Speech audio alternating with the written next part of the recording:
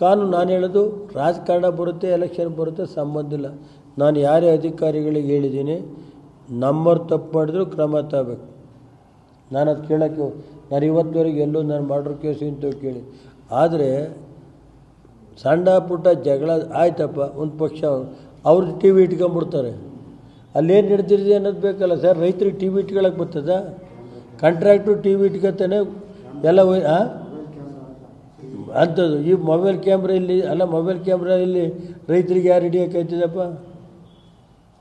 Mobile camera ಹಿಡಿಯೋದು ನಮ್ಮ ಹತ್ರ ನನಗೆ ಗೊತ್ತಿಲ್ಲಪ್ಪ. ಮೊಬೈಲ್ ಕ್ಯಾಮ್ರಾ ಹಿಡಿಯೋಂಥವ್ರು ಯಾರಿದ್ದಾರೆ ಅನ್ನೋದನ್ನ ರಾಜ್ಯದಲ್ಲಿ ಟೈಮ್ ಬಂದಾಗ ಹೇಳ ನಡೆಸಿ. ಯಾರು ಹಿಡಿತಾರೆ, ಯಾರು ಮಾಡ್ತಾರೆ ಅದು ಆಮೇಲೆ ಟೈಮ್ ಬಂದಾಗ ಚರ್ಚೆ ಮಾಡೋದು. ಈಗ ನಮ್ಮ ರೈತರಿಗೆ ನೋವಾದಾಗ ನಾನೊಬ್ಬ ಶಾಸಕನಾಗಿ ನನ್ನ ಕರ್ತವ್ಯ. ಯಾರಪ್ಪ ಯಾರು?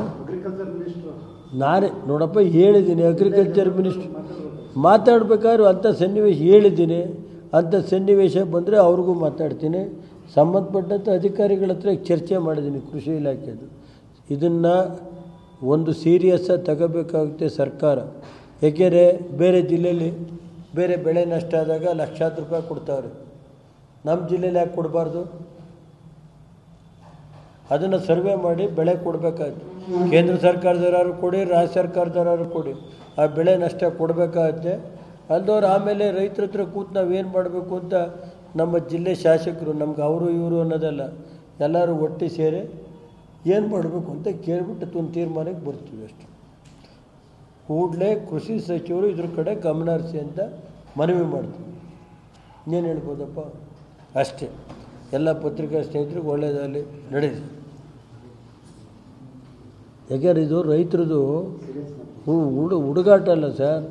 ಆಮೇಲೆ ಅವ್ರೇನು ಹೇಳ್ತಾವ್ರೆ ಅಂದರೆ ಕೃಷಿ ತಜ್ಞರು ಏನು ಹೇಳ್ತಾರೆ, ಭೂಮಿಗೆ ಔಷಧಿ ಹೊಡಿತಾರಲ್ಲ, ಇನ್ನು 10 ವರ್ಷ ಬೆಳೆನೇ ಮಾಡೋಕ್ಕಲ್ಲ ಅಂತಾರೆ. ಇಲ್ಲೇ ನೆನ್ನೆ ಬೇಕಾದ್ರೆ ಕೇಳಿ, ಹೊಳೆನರಸೀಪುರದಲ್ಲಿ ಮೊನ್ನೆ ಕಿಂಡ್ರಲ್ಲಿ ಫಂಕ್ಷನ್ ಆದಾಗ ಹೇಳಿರೋದು.